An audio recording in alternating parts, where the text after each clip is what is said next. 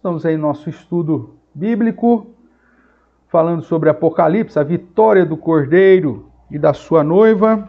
E estamos iniciando aí, mais uma sessão paralela, a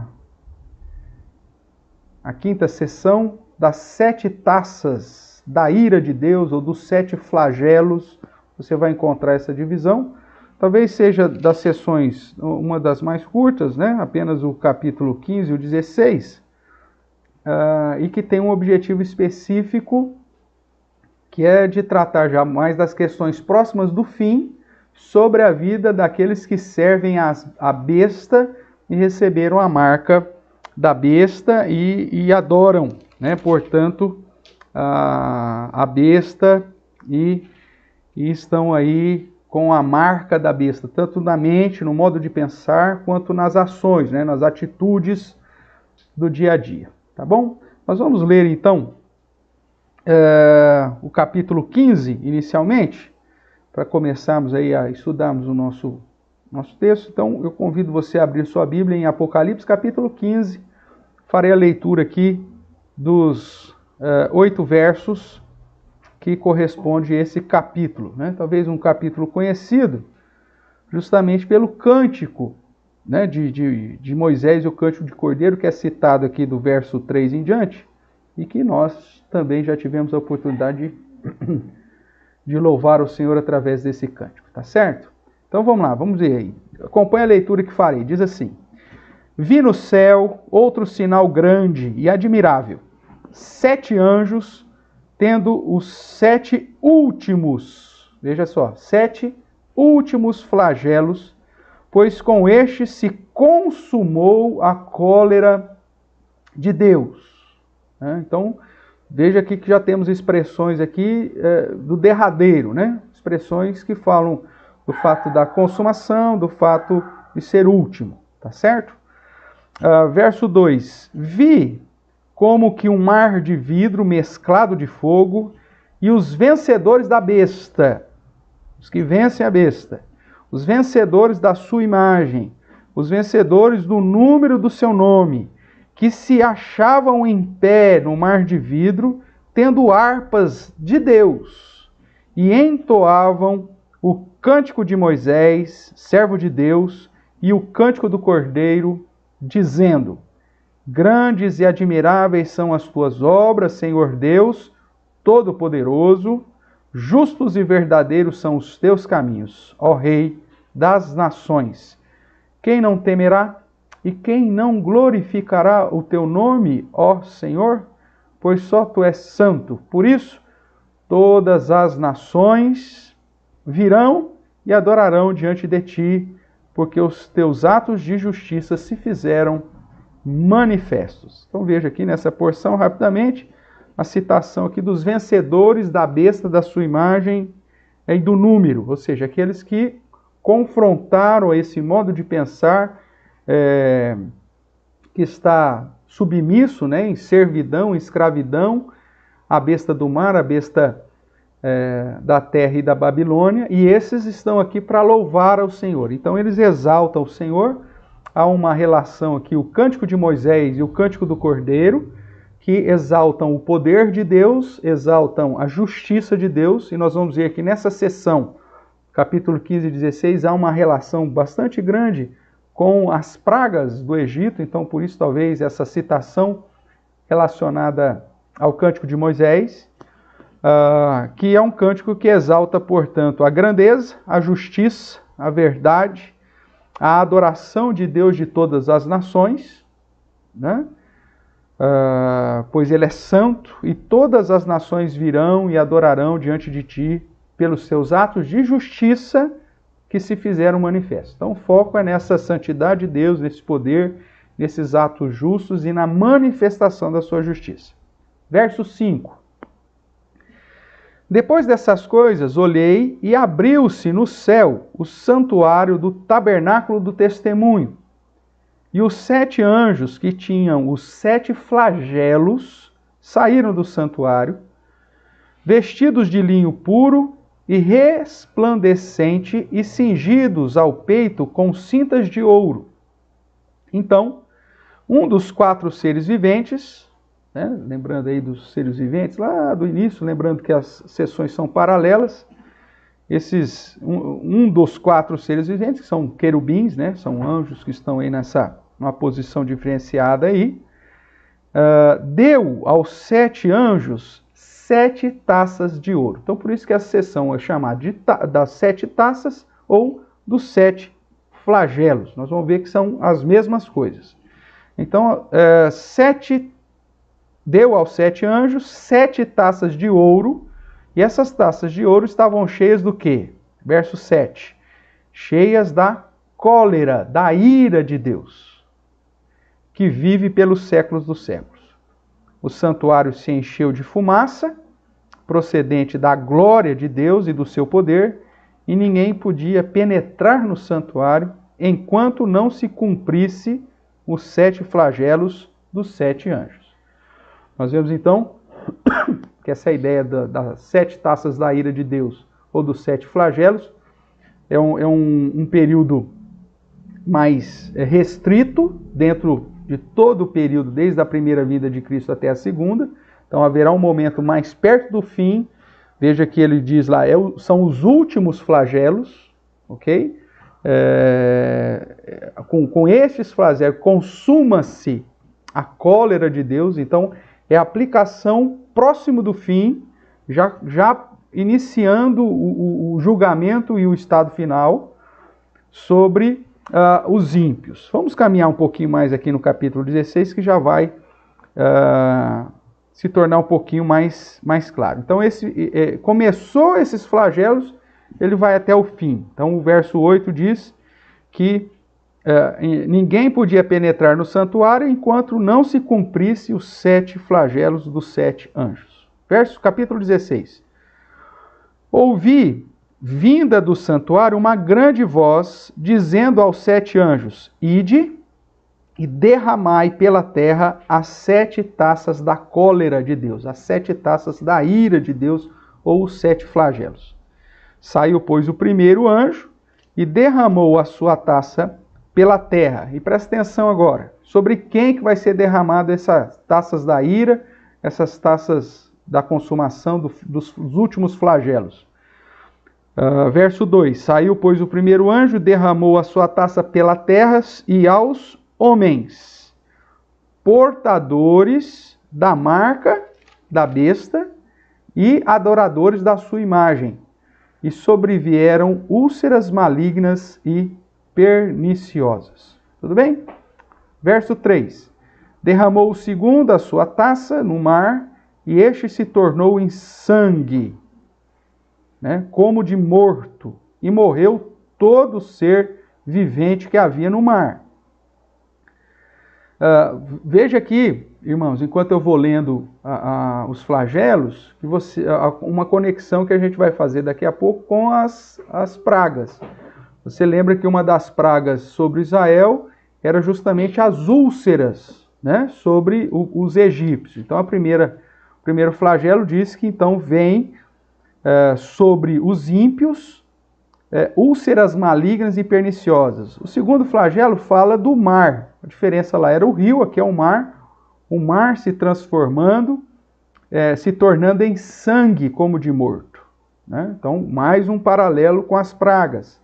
Aquelas pragas lá apontavam para esses últimos flagelos. Verso 4. Derramou o terceiro anjo a sua taça nos rios, nas fontes das águas, e se tornaram em sangue também. Não só o mar, mas também as fontes das águas doce. Então ouvi o anjo das águas dizendo: Tu és justo, tu que és e que eras, o santo, pois julgastes estas coisas. Porquanto derramaram sangue dos santos e de profetas, também sangue lhes tem dado a beber, e são dignos disso. Aqui é como se fosse uma resposta, né, para aqueles: puxa, mas Deus vai derramar cólera de ira sobre os ímpios, vai trazer úlcera, vai derramar morte sobre o mar, trazer sangue. Mas Deus não é Deus de amor? Pelo amor de Deus, Deus não vai dar um jeitinho para não aplicar justiça sobre os homens. E aí o próprio anjo falou, olha, Deus é justo. Lembre-se que Deus é justo, Deus é santo, e Ele está certinho no que Ele está fazendo. Porque esses ímpios são aqueles que perseguiram os crentes, perseguiram a igreja, mataram os santos, mataram os profetas. E é digno de receber a justiça de Deus. Da mesma forma que aqui no capítulo 15, o cântico de Moisés e o cântico do Cordeiro exalta os atos de justiça de Deus. Quem não temerá? Né? Porque Deus vai vir com taças de ira e flagelos sobre os ímpios. E o texto reforça a ideia que essa aplicação desses flagelos e dessas taças, do derramar dessas taças da cólera de Deus, por mais terríveis que elas possam ser, são justas, são santas. E aqueles que vão receber esses flagelos e essa taça da ira são dignos de receber isso. Não são inocentes, não. Verso 7. Ouvi do altar que se dizia, certamente, ó Senhor Deus Todo-Poderoso, verdadeiros e justos são os teus juízos. Deus não aplica nenhuma justiça sobre o homem que não é justa, que não é correta, que não é verdadeira. E Deus se mantém santo e justo até mesmo quando aplica da sua ira sobre os homens. 8, verso 8. O quarto anjo derramou a sua taça sobre o sol. Aqui nós não temos um paralelo lá com as pragas, né? Mas é um diferencial aí nos flagelos. E foi-lhe dado queimar os homens com fogo. Com efeito, os homens se queimaram com um intenso calor e blasfemaram o nome de Deus. Veja, aquecimento global, né? Vai saber lá, calor terrível, ao invés do povo chegar e se arrepender diante de Deus, o que vai acontecer? Com efeito, os homens se queimaram com um intenso calor e blasfemaram o nome de Deus, que tem autoridade sobre esses flagelos, e nem se arrependeram para lhe darem glória. Então, mesmo quando as situações vêm sobre os homens, esses, ao invés de se arrependerem, ainda reclamam de Deus. Verso 10. Derramou o quinto a sua taça sobre o trono da besta, cujo reino se tornou em trevas, e os homens remordiam a língua por causa da dor que sentiam, e blasfemaram, mais uma vez, né, a murmuração, blasfemaram o Deus do céu por causa das angústias, das úlceras que sofriam, e não se arrependeram das suas obras. Derramou o sexto a sua taça sobre o grande rio Eufrates, cujas águas secaram, para que se preparasse o caminho dos reis, que vem do lado do nascimento do sol. Então vi sair da boca do dragão, da boca da besta e da boca do falso profeta 3 espíritos imundos semelhantes a rãs, porque eles são espíritos de demônios, operadores de sinais, e se dirigem aos reis do mundo inteiro com o fim de ajuntá-los para a peleja do grande dia do Deus Todo-Poderoso, o dia final, a última batalha. E aí então nós temos o verso 15, entre parênteses, que é um parêntese realmente diante dessa situação, onde o próprio Jesus diz para a igreja, ó, vai vir tudo isso sobre o mundo, nós vamos estar vendo isso, as coisas vão ficar difíceis, e ele diz, eis que vem como vem o ladrão. Bem-aventurado aquele que vigia e guarda as suas vestes, para que não ande nu e não se veja a sua vergonha. Então, os ajuntaram no lugar em que hebraico se chama Armagedon. É um indicativo dessa batalha final. Verso 17. Então derramou o sétimo anjo a sua taça pelo ar, e saiu grande voz do santuário do lado do trono, dizendo, está consumado, feito está. E sobrevieram relâmpagos, vozes e trovões, e ocorreu um grande terremoto, como nunca houve igual desde que há gente sobre a terra. Tal foi o terremoto forte e grande, e a grande cidade se dividiu em 3 partes, e caíram as cidades das nações, e lembrou-se Deus da grande Babilônia, para dar-lhe o cálice do vinho do furor da sua ira. Todas as ilhas fugiram, e os montes não foram achados. Tamanho terremoto, né? Imagina. Também desabou do céu sobre os homens grande saraivada. Lembra saraivada, aquela chuva de granizo, né? Nós já falamos numa das sessões anteriores, cita isso, como uma das trombetas, não é verdade? E aqui agora um flagelo final. A diferença é que lá falava da chuva de pedra, de granizo, que destruía 1/3 da parte verde. Não sei se você vai se lembrar agora, né? E aqui, essa aqui, com pedras que pesavam cerca de 1 talento. Você vai ver o peso disso aqui daqui a pouquinho, né? Uma pedrinha aí, mais ou menos do tamanho de um saco de cimento. Só para você ter uma ideia. E por causa do flagelo das chuvas de pedras, os homens, ao invés de se arrepender e buscar a Deus, o que fazem? Blasfemaram de Deus, porquanto o seu flagelo era sobremodo grande. E aí terminamos o capítulo 16, essa sessão. Agora nós podemos, então, tendo isso em mente, fazer as nossas conexões, tá bom? Aqueles que chegaram depois aí, a Nilce, um abraço, e também o Valdir, né? E a Vera aí está falando aí a respeito do corinho que nós citamos aqui também, que a gente já cantou na igreja, é lindo, tá bom? Então vamos lá. Capítulo 15, irmãos, e o 16 registram, portanto, a 5ª sessão paralela do Apocalipse, que reconta a história da vitória do Cordeiro da sua igreja e trata do período entre a primeira vinda e a segunda vinda de Jesus, né? Entre ministério, morte e ressurreição, a sessão de Jesus, até a segunda vinda, que é o dia final, julgamento e inauguração do estado eterno, certo? Então nós estamos aí nesse período. E agora, a sessão do capítulo 15 e 16 está tratando das coisas mais perto do fim. Né? Como eu já chamei sua atenção, os versos primeiros, no capítulo 15, apresentam expressões como os 7 últimos flagelos. Depois desse não vai ter mais flagelo, é o fim de tudo. Porque aí vem o dia do juízo e a inauguração do estado final. O objetivo dessa sessão é só tratar do rigor, né, da aplicação da ira de Deus sobre os servos da besta, tá certo? E com este se consuma a cólera de Deus, é isso que diz o verso 1. Então, nessa sessão a história, mais uma vez, é recontada e apresentada através da descrição dos flagelos ou da figura das taças da ira ou das taças da cólera de Deus. Você pode encontrar todos esses termos aí.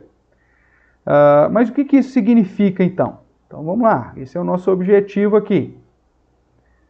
Durante os ciclos anteriores, ou as sessões anteriores, nós já vimos que a Igreja de Cristo, no cumprimento da sua missão, ela vai, uma vez que Jesus liberou os selos, o primeiro selo dá a certeza de que o Evangelho vai saindo vencendo para vencer e vai alcançar todas as nações. E no cumprimento dessa missão, os outros selos mostram que a igreja será perseguida por Satanás.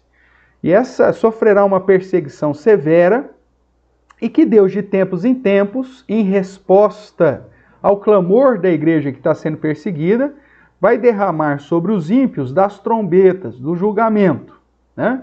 E nós vimos isso então na sessão dos selos, nas trombetas, e agora nós estamos chegando aqui na sessão das taças, onde vemos que essas taças vão vir com cólera ou com ira ou com flagelos maiores sobre os ímpios, como demonstração da justiça de Deus. Você se lembra que nas sessões anteriores, a oração dos crentes, né, estavam em taças. E Deus derramava dessas orações misturadas com fogo, retirada do altar, que eram as trombetas sobre os ímpios. Agora não, agora já joga a taça inteira sobre a terra, né? Então aqui essa sessão vai falar só do derramar da ira, da cólera de Deus sobre os descrentes no tempo que antecede, pouquinho tempo antes do grande juízo, ou do grande dia do Senhor, que é citado aqui no capítulo 16, né? Antes da luta do grande dia do Deus Todo-Poderoso, está lá no verso 14 do capítulo 16. Vejamos então aqui a diferenciação da aplicação da ira de Deus sobre os ímpios, e que infelizmente, nós já lemos aqui, não produz arrependimento e nem conversão, né? Mas produz o quê? Mais blasfêmia, mais blasfêmia. Deus ia derramando dos seus flagelos e os homens iam blasfemando. Verso 8 diz, e blasfemaram o nome de Deus, né? Verso 11 do 16, né? Estou aqui no 16, 16, 9 e 16, 11. E blasfemaram o Deus do céu por causa das angústias. E aí vai. Então, o povo, os ímpios, ao invés de reconhecerem o poder, que Deus é o Todo-Poderoso, justo e santo, o povo vai reclamar. Reclama do calor, reclama das doenças, reclama das situações aí adversas, vai reclamar, tá bom? Vamos fazer uma comparação aqui das sessões para você entender a ideia dessa questão progressiva. Então nós vamos comparar os selos, as trombetas e as taças. Lembrando que os selos, perseguição é mais sobre a igreja, também sobre todo mundo, né? Mas o foco é da perseguição na igreja. As trombetas, os justos estão no meio, mas o foco maior são os ímpios. E as taças, a praga maior ou a aplicação maior é sobre os ímpios. Mas vamos lá. Quando nós vemos lá em Apocalipse, eu vou até abrir aqui o slide aqui para você acompanhar melhor na sua tela aí. Quando nós vemos lá em Apocalipse capítulo 6, verso 8, diz que os selos eles vão trazer destruição sobre 1/4 daquilo que for alvo, né? Então você pega aí Apocalipse 6, verso 8, um exemplo.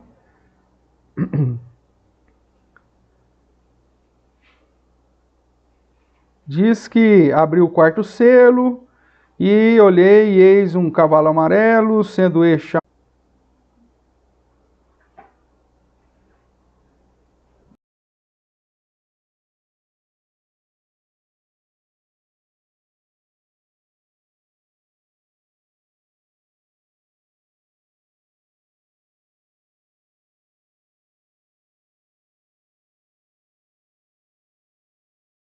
leizinho aí. Voltou?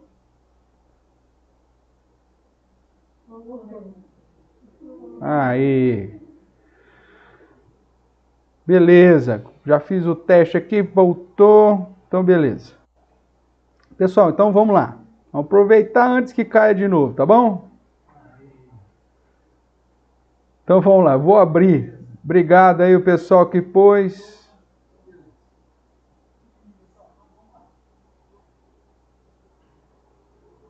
Obrigado aí o pessoal que tá pondo um oi aí, a Mayra, a Jéssica e tudo mais. Então eu vou abrir aqui de novo.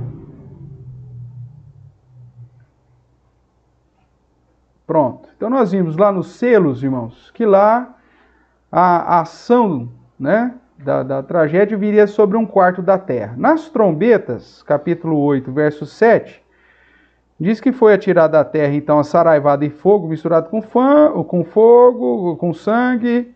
Foi então queimada, e está aí no verso 7 do capítulo 8.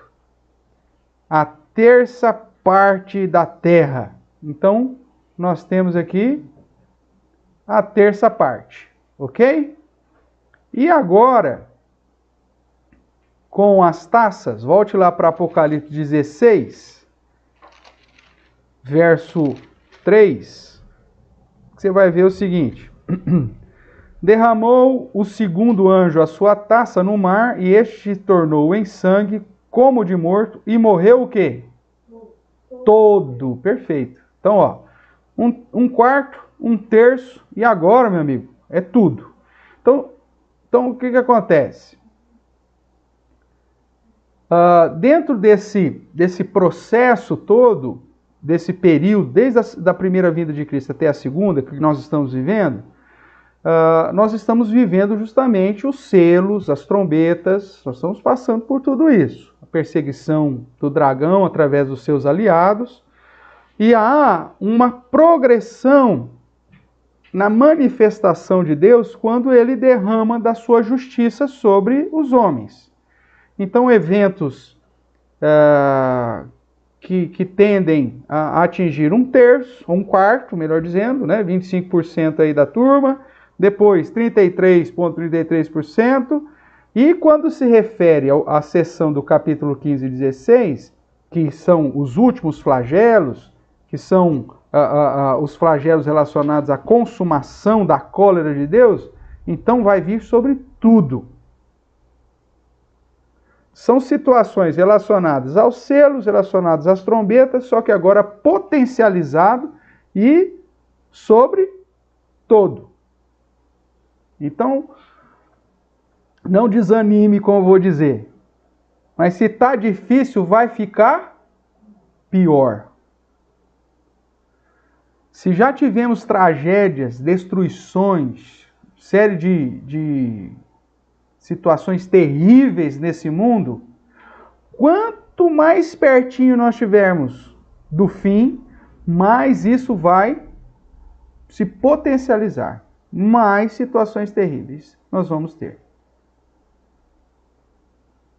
Agora, os crentes, qual que é a situação dos crentes nesse período? Arrebatamento não existe aqui, meu amigo. Nós estaremos aqui. Seria talvez o período relacionado à grande tribulação.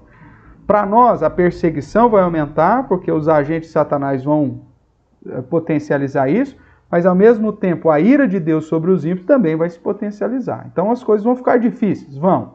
Só que qual que é a situação dos crentes? O que os crentes fazem? Os crentes vão continuar louvando ao Senhor, reconhecendo que Deus é o Senhor Todo-Poderoso, que os seus caminhos são justos e verdadeiros, Ele é o Rei das nações, que todos deveriam temê-lo, que todos deveriam glorificá-lo, pois Ele é santo, porque todas as nações virão e adorarão diante dele, porque os seus atos de justiça se fizeram manifestos.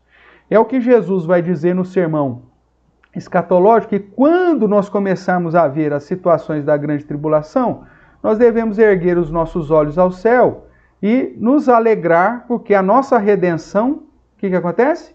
Se aproxima. E é por isso que Jesus então faz no verso 15 aquele, olha, vai estar acontecendo isso, vai ser terrível.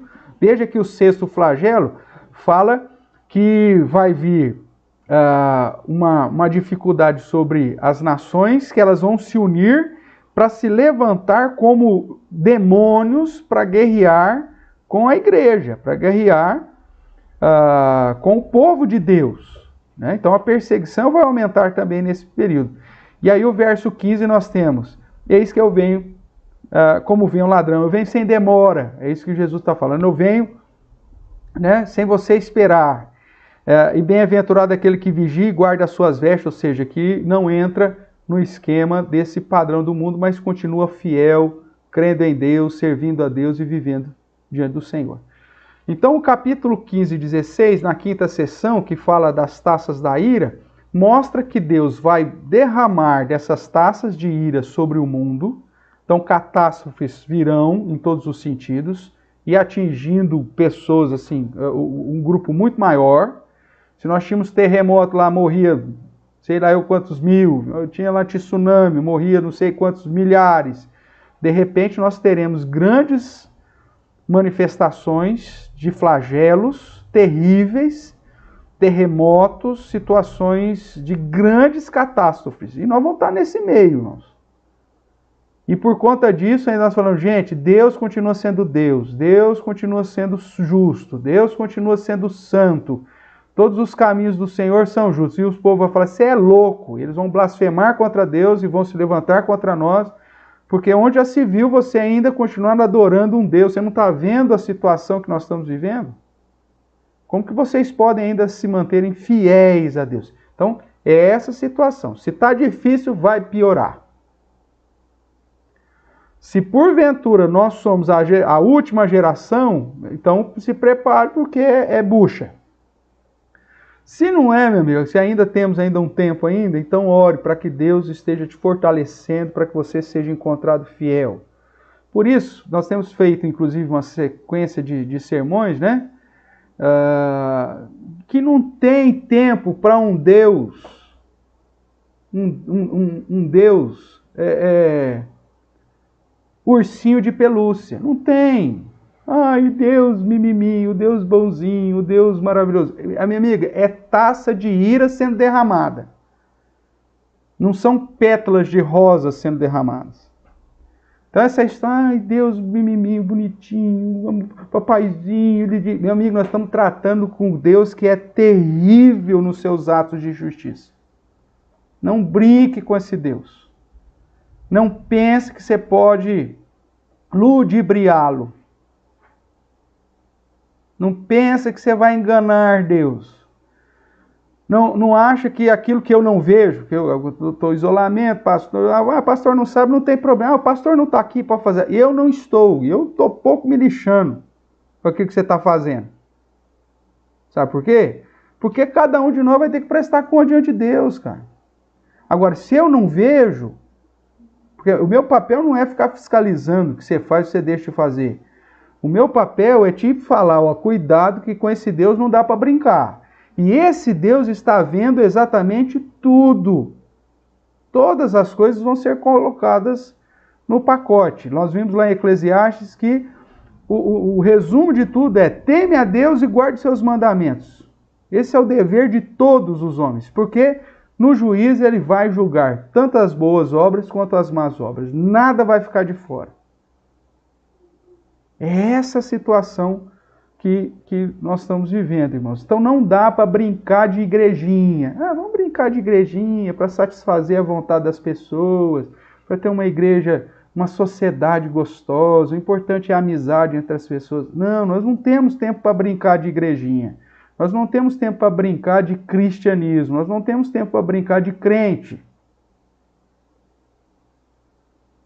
Nós estamos justamente vivendo os últimos dias, que é assim que a palavra de Deus nos apresenta, onde nós temos inimigos que se levantam contra nós, tentando destruir a nossa fé, e que situações adversas virão sobre o mundo que as pessoas vão questionar por que nós continuamos crendo em Deus se está dando tudo errado. E aí que vai ser a grande diferença. E aí que nós vamos ter que mostrar a nossa fidelidade a Deus. Porque essa ideia de prosperidade vai mudar radicalmente. E o que vai ser contado é fidelidade nos mandamentos, nas ordenanças do Senhor e no testemunho de Jesus Cristo. Tudo bem? Então nós estamos aqui numa sessão que mostra essa progressão. Primeiro um quarto, depois um terço, agora o todo será alvo dessas manifestações da ira de Deus. E, consequentemente, quando Deus manifesta sua ira sobre o ímpio, dirigido pelo próprio dragão e pelos aliados de Satanás, se levanta contra os descendentes da igreja. Se levanta contra aqueles que guardam os mandamentos de Deus e têm o testemunho de Jesus. E não tem como, meu amigo. Melhor você ser alvo da perseguição dos ímpios do que da cólera de Deus. Porque maldito aquele que cair na mão de um Deus irado. Ok? Vamos caminhar mais um pouquinho aqui. Na sequência aí, então, citando aí a nossa Bíblia de Genebra, ele vai dizer assim, ó: as 7 taças apresentam notáveis semelhanças com as 7 trombetas, e como as trombetas, as taças lembram também as pragas contra o Egito. Mas as taças resultam em castigos mais severos do que as trombetas. O julgamento das trombetas afetou 1/3 do total da terra. O das taças afetou o todo. As taças simbolizam o julgamento de Deus contra os malfeitores. Então esse é o comentário lá da Bíblia de Genebra. Como nós já falamos, existe, portanto, uma progressão na aplicação do juízo de Deus, demonstrando que aquilo que serve de anúncio e advertência se tornará em algo certo e verdadeiro sobre todos os ímpios. Mais uma vez, quero chamar a sua atenção para a expressão lá do verso 1 do capítulo 15, que diz que vi no céu outro sinal grande e admirável, 7 anjos tendo os 7 últimos flagelos. Depois disso, meu amigo, não tem como piorar, então isso é o final. Pois com estes se consumou a cólera de Deus. Então, começa com esses flagelos e termina com o juízo final. Logo, o capítulo 15 explica o porquê aparentemente o juízo de Deus é tão duro. Você veja, mas Deus vai fazer tudo isso? Vai. E será que é realmente tão duro? Nós já chamamos a sua atenção e vimos que não. Que o cântico de Moisés e o cântico do Cordeiro, que foi colocado aqui, que diz que Deus é justo e verdadeiro em todos os seus caminhos, né? E porque todos os seus atos de justiça se fizeram manifestos.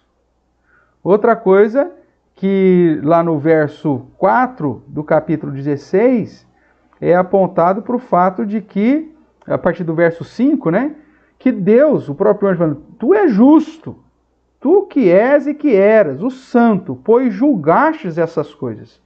Porquanto esses que estão agora recebendo das taças da ira, derramaram o sangue de santos e de profetas, e também sangue lhes tens dado a beber, e eles são dignos disso. Ou seja, a aplicação da justiça de Deus, ela é perfeita. Tudo bem? Deixa eu ver aqui no chat se temos alguma questão, que eu acho que ficou alguma coisa lá para trás. Eu vi que a Valdívia pôs aqui, mas eu acho que ficou alguma coisa antes de trair. A Glaucia havia perguntado, pastor, então nesse momento não há possibilidade de arrependimento para as pessoas.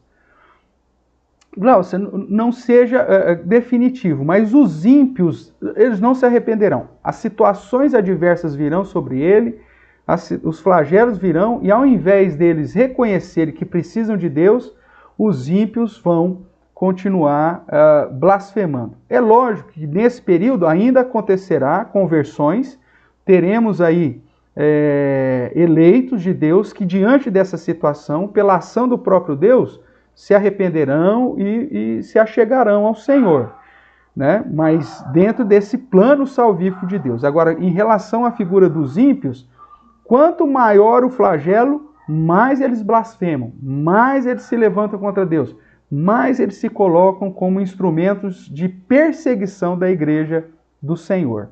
Tá ok, Glaucio? Desculpa aí, que eu lembrei, vi aqui mais uma pergunta, por isso voltei. E a Valdívia, pois, essa geração última pode ser explicada por Mateus 1,17, como havia comentado com o senhor? Deixa eu dar uma olhadinha aqui rapidinho lá, o Valdívia, para eu lembrar. Que são os exílios, né? As gerações 14, 14, 14. Sim, é que a gente não tem o número exato, né? Mas essa última geração, certamente, é aquela que verá toda a aplicação dos flagelos sobre os ímpios. Ok, irmãos? É uma situação difícil, mas que nós temos que estar preparados para ela. Ok? Então vamos lá. Será que Deus é duro demais na aplicação dos seus juízos? Nós vemos que um contraste aqui é apresentado entre o juízo de Deus e a dureza do coração humano.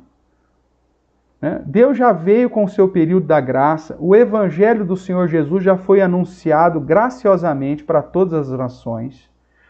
A mensagem do amor de Jesus Cristo, pagando o preço em nosso lugar, é apresentado para todos e as pessoas rejeitam isso.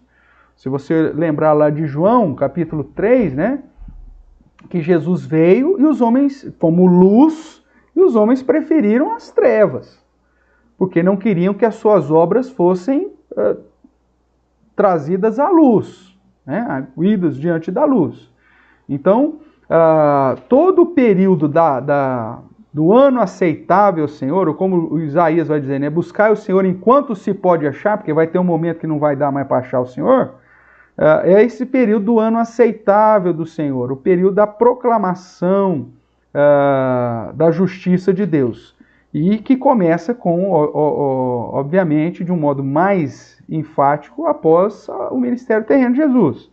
E aí você vê, lá no capítulo 3 de João, dizendo: o julgamento é este. A luz veio ao mundo, e os homens amaram mais as trevas do que a luz, porque as suas obras eram más. As obras desses homens eram más. Pois todo aquele que pratica o mal aborrece a luz e não se chega para a luz, a fim de não serem arguidas as suas obras. Quem pratica a verdade aproxima-se da luz, a fim de que as suas obras sejam manifestas, porque feitas em Deus. Então nós chegamos num período em que esse evangelho da graça, que já foi anunciado, chamando as pessoas para a luz, e as pessoas amaram mais as trevas. Então essas pessoas que amaram mais as trevas, elas vão rejeitar e vão continuar com o coração duro, blasfemando, reclamando, falando mal de Deus, e por isso o juízo de Deus sobre eles não é duro, é o essencial, é o que eles são dignos de receber.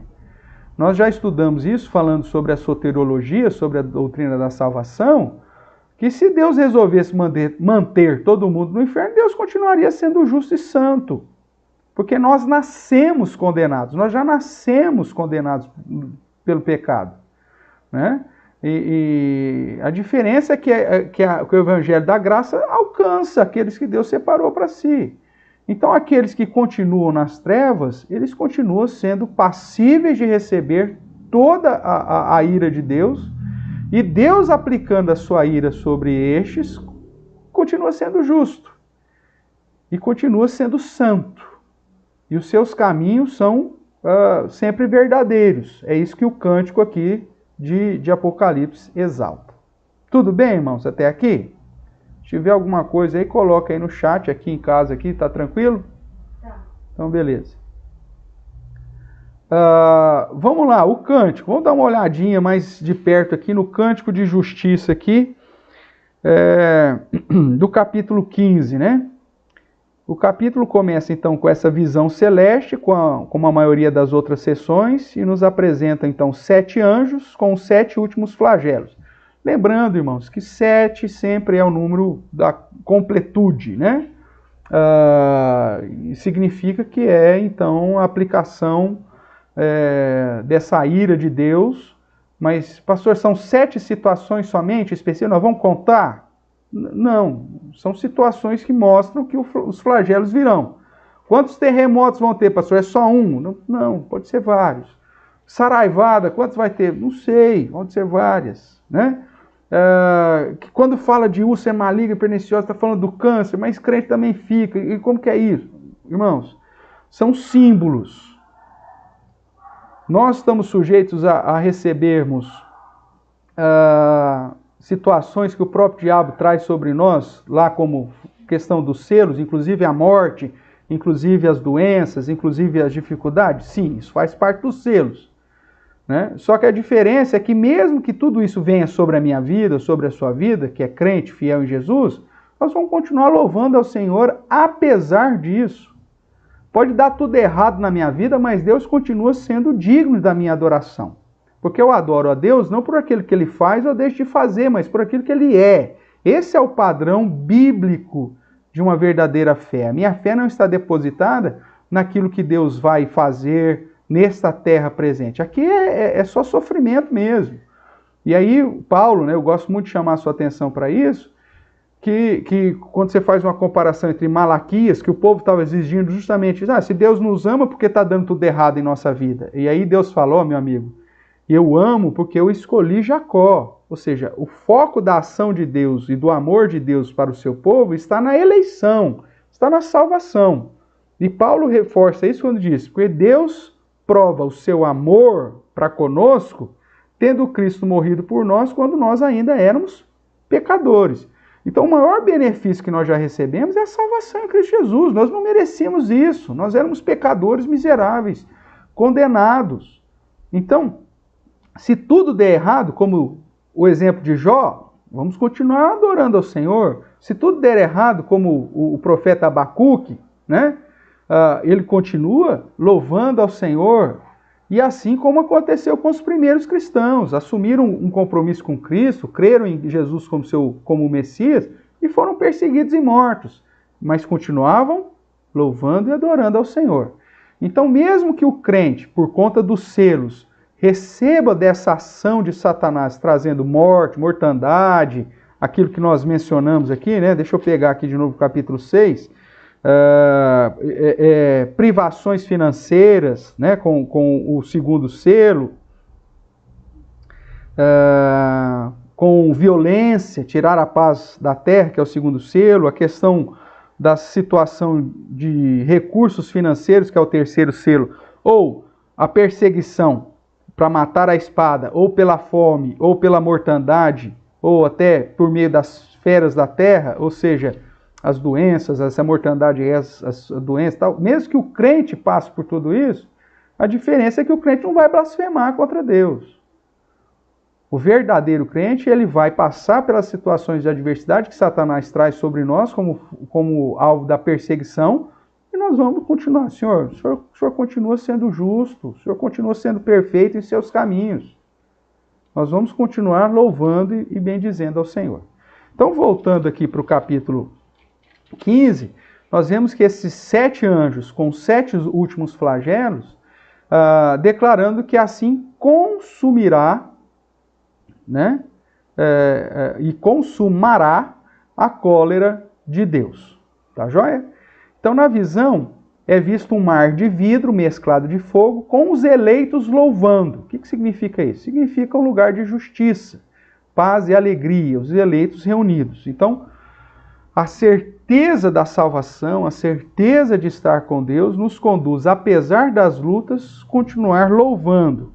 Então, veja que na visão de João, os eleitos, aqueles que venceram a besta, que venceram a sua imagem, venceram o número do seu nome, vão estar de pé diante do Senhor, louvando com harpas de Deus, entoando o cântico que diz: grandes e admiráveis são as tuas obras, Senhor Deus Todo-Poderoso, justo e verdadeiro são os teus caminhos. Então, nesse ponto, nós podemos dizer que os vencedores descritos tratam aqui duas possibilidades, né? De uma visão futura de todos os eleitos, já após o juízo, louvando a Deus e dizendo: não, Senhor, o que o Senhor fez foi certinho, não está tudo dentro do padrão, o Senhor continua santo, justo e digno de todo louvor. Ou pode ser uma reunião dos eleitos que já haviam morrido até o início do evento das taças. Não importa se aqui a visão de João é uma visão após juízo ou somente dos crentes que estavam ali diante do trono do Senhor, quando começaram o derramar das taças da ira ou da cólera de Deus. Se assim, os crentes que já morreram estarão lá louvando a Deus, dizendo que todo aquele processo é justo e santo, ou se for uma questão futura, todos os crentes que inclusive passaram por esses problemas e viram essas pragas sendo derramadas sobre os ímpios, também vão exaltar a Deus como algo sendo justo e santo. Tá joia? Vamos ver lá. A Mayra colocou aqui: por amor de ti, somos entregues à morte o dia todo, fomos considerados como ovelha matadora. Perfeito, Mayra. O crente, a confiança dele é na salvação eterna. É isso que nos basta. Vamos lá, o verso 15 do capítulo 16, que é aquele parêntese, né, que fala que Jesus, ó, eu venho como ladrão, bem-aventurado aquele que vigia e guarda as suas vestes, para que não ande nu e não se veja a sua vergonha. Então esse verso sugere que, que enquanto do derramar dos flagelos, parte da igreja ainda estará no mundo.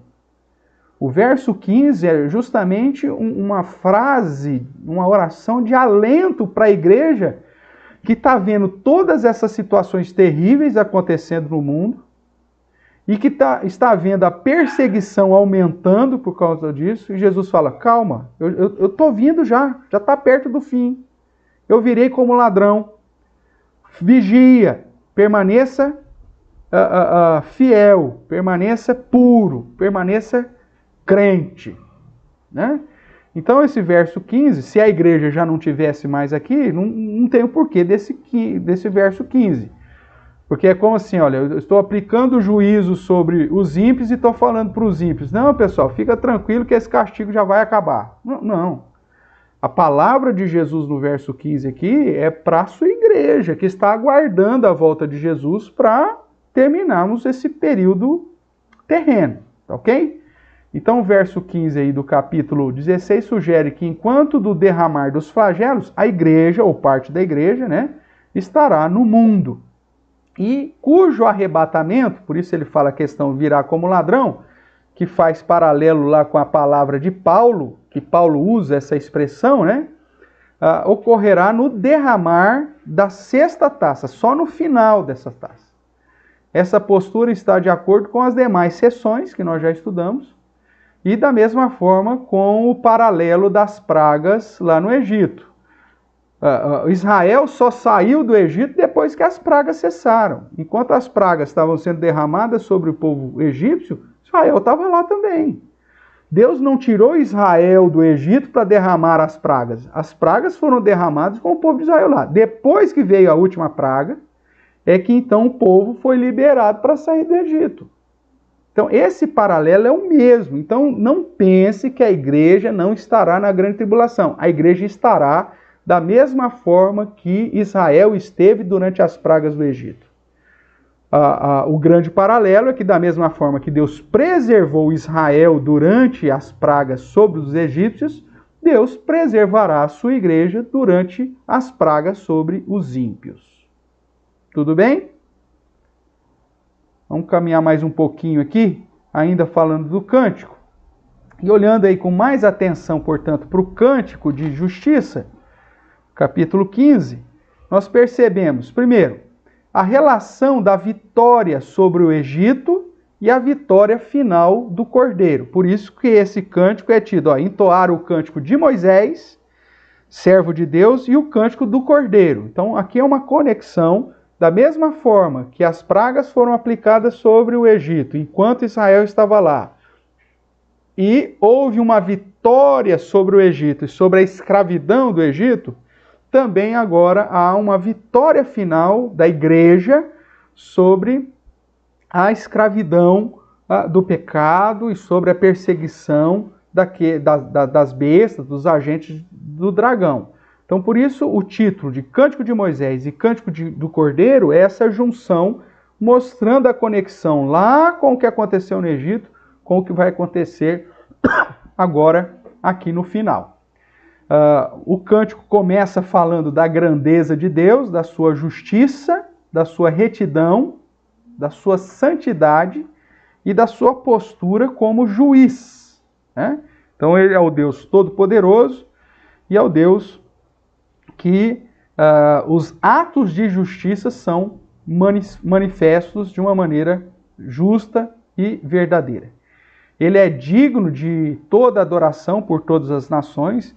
Veja que o verso 2 chama a atenção para o número daqueles que venceram a besta, que não se dobraram diante dos agentes de Satanás. Então todos os crentes, e nós já vimos que esses crentes não são só judeus, mas são crentes de todas as nações. E por isso então ele é apresentado aqui no Cântico de Justiça como o Rei das Nações, como aquele que as nações estão aqui para adorá-lo. O verso 4, que reforça a ideia de que esses que estão cantando aqui são apenas aqueles que já morreram até esse momento, é o verbo futuro lá no capítulo 4 que diz: pois só tu és santo, por isso todas as nações virão e adorarão diante de ti. Então, as pessoas que ainda estavam passando por essa grande tribulação, os eleitos, os salvos em Cristo, são contados aqui nesse verso como aqueles que ainda viriam no futuro adorar ao Senhor, junto com esses que já estão adorando, porque já tinham passado pela morte e que já estão diante do trono do Senhor. Então, isso reforça aquela possibilidade que mencionei no slide anterior. A ideia aqui, então, irmãos, é que, sendo Deus o Senhor de tudo e de todos, chamado de Todo-Poderoso, Justo, Verdadeiro, Santo, e cujo julgamento é irrepreensível, como alguém então não pode temê-lo? E como alguém não pode glorificá-lo? Essa é a pergunta dos crentes que entoam o cântico aqui de Moisés e do Cordeiro. Né? Quem não temerá, quem não glorificará o Senhor? Somente os obstinados, né? Os ímpios que ao invés de se prostrar diante de Deus, amaram mais as trevas e as suas obras eram más e por isso são dignos de receber a justa punição de Deus. Todos aqueles que reconhecerem a existência de Deus e se dobrarem, se prostrar diante de Deus e se converterem ao Senhor e se achegar para a luz, esses vão ser preservados. Mas todos aqueles que de modo obstinado se mantiveram nas trevas, com obras más, amando as trevas e não se chegando à luz, esses obviamente vão receber a sanção aí e as punições por desprezar a luz do Deus Todo-Poderoso, justo, verdadeiro e santo, e que veio trazer a salvação para nós. Ok? Terminando aqui sobre o cântico de justiça.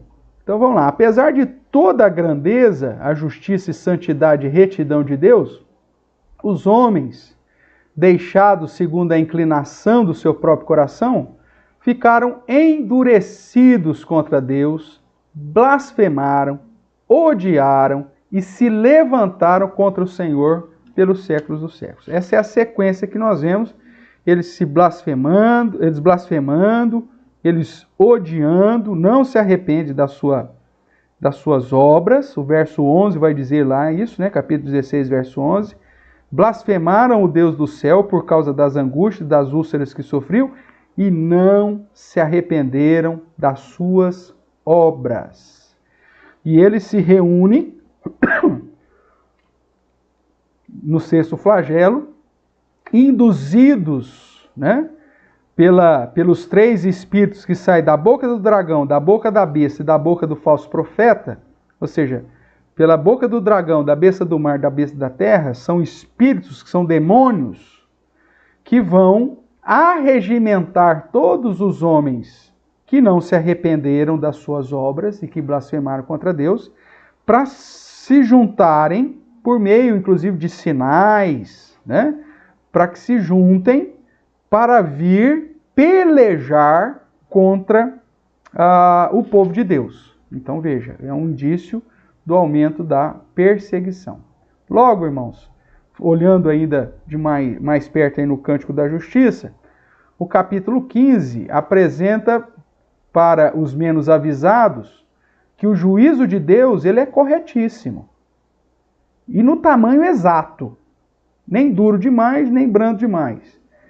Que esse juízo de Deus ele é aplicado sem exagero e aplicado segundo a perfeita essência da justiça e da santidade de Deus.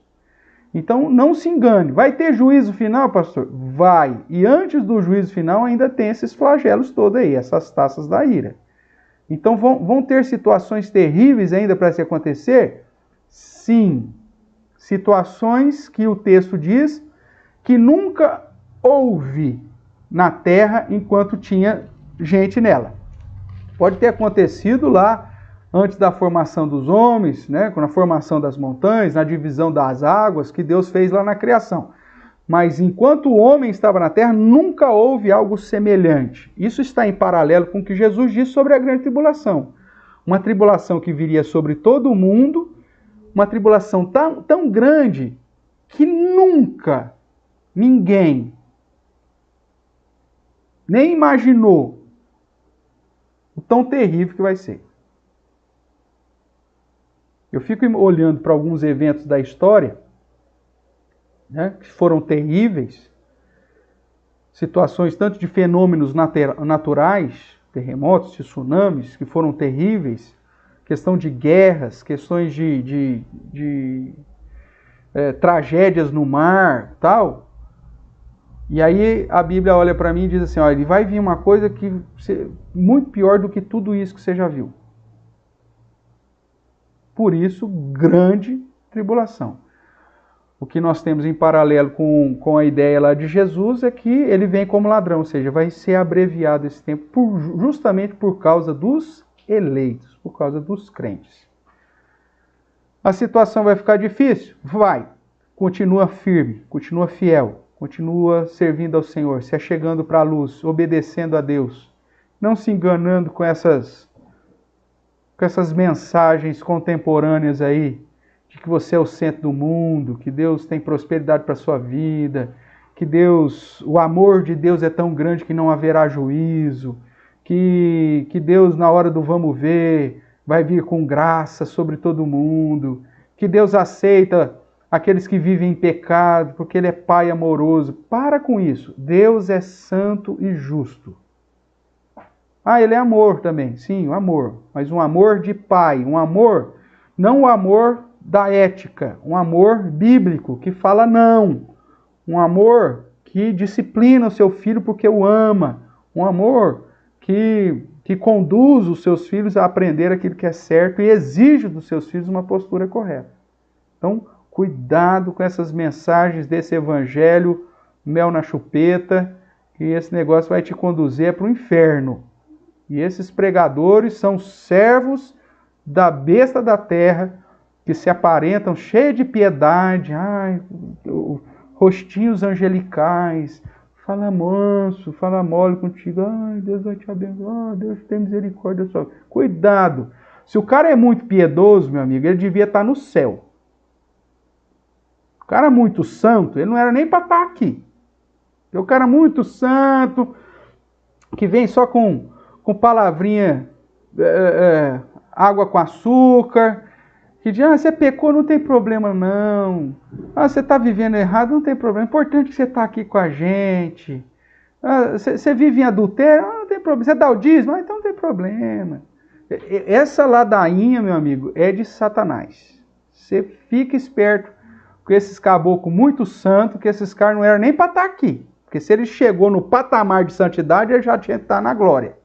Esse cara muito piedoso, cara, cuidado. Você tem que ser justo, você tem que ser seguro, firme na palavra do Senhor. Tá joia? Irmãos, nós vamos parar hoje por aqui, né? Vemos aí que depois então de mostrar, deixar claro que a ação da justiça de Deus é correta, Deus continua sendo santo, justo, verdadeiro, perfeito, aí começa o derramar das taças da ira de Deus. É a semana que vem, Deus permitir, aí nós vamos começar então a tratar das 7 taças de ouro, uma a uma, tratando aí dos detalhes de cada uma delas, que você não se assuste, irmãos. Apocalipse não é para pôr medo em ninguém, Apocalipse é para trazer paz no coração dos verdadeiros crentes. Agora, se você está vivendo uma vida meia boca com Deus, aí é bom você ficar meio esperto mesmo. É bom dar uma olhada aí como que estão as coisas, ver onde você caiu, se arrepender, como ele fala lá na primeira sessão, né? Vê depois aonde caíste, se arrepende-te e volta. Eu vou até pegar aqui o texto para você, porque essa foi uma das primeiras exortações de Jesus. Se você ainda está nessa, ainda dá tempo. Né? Ele vai dizer assim, tenho porém contra ti que abandonaste o teu primeiro amor, lembra-te, pois, onde caístes, arrependa-te e volte à prática das primeiras obras. Se não, venho a ti e moverei do seu lugar o teu candeeiro, caso não te arrependas. Então, meu irmão, é tempo de buscar a Deus, de se arrepender, de se consagrar. É aquilo que nós temos pregado lá em Êxodo. Deus tem uma aliança para conosco, onde Ele quer que você o ouça diligentemente e pratique diligentemente o que Ele te ensina.